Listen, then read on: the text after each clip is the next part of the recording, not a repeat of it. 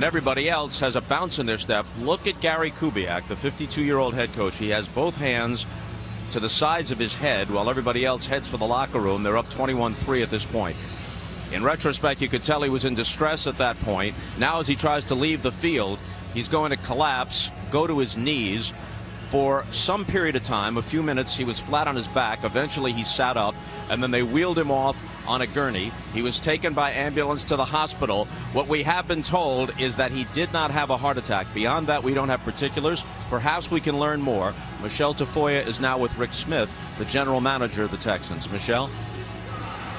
Well, Rick, a very, very difficult night for this organization. What can you tell us about the condition of Coach Kubiak at this point? Well, as I think your cameras captured, he had an episode at the end of the first half where he was lightheaded and dizzy, and so we took him to one of the local hospitals.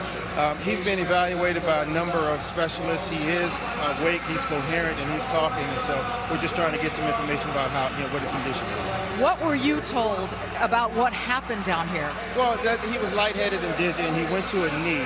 And then they laid him on the ground to make sure that his vital signs are stable, so he is stable.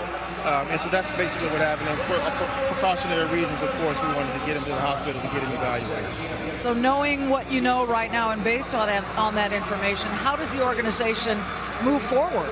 Well, we have to assess, Michelle. Obviously, there's a lot of information to be gathered at this point, so I don't want to speculate on anything at this point. Hopefully, Gary will be back with us tomorrow, and that's how we move forward. So that is a potential that he could be back and with you tomorrow. Oh, absolutely. Rick, thank you so much. Thank you. Bob?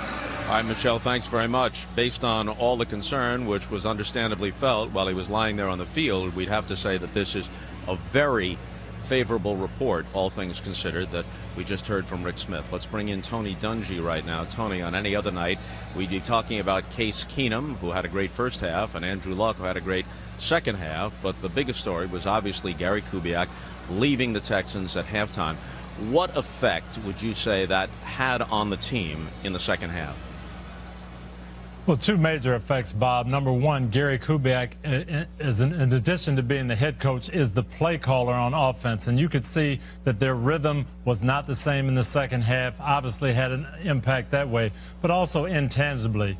Players go in the locker room at halftime. Your coach is not there. Nobody's sure of what his condition is. I have to think that had an effect on those Houston Texan players in the second half. They didn't quite play their game as they did in the first half, as you mentioned. Plus, Tony, talk about a dramatic change of atmosphere. Here's a team that had been struggling, and they're up against a very good team, 21-3. You've got Case Keenum coming out of nowhere, seemingly, to become an almost overnight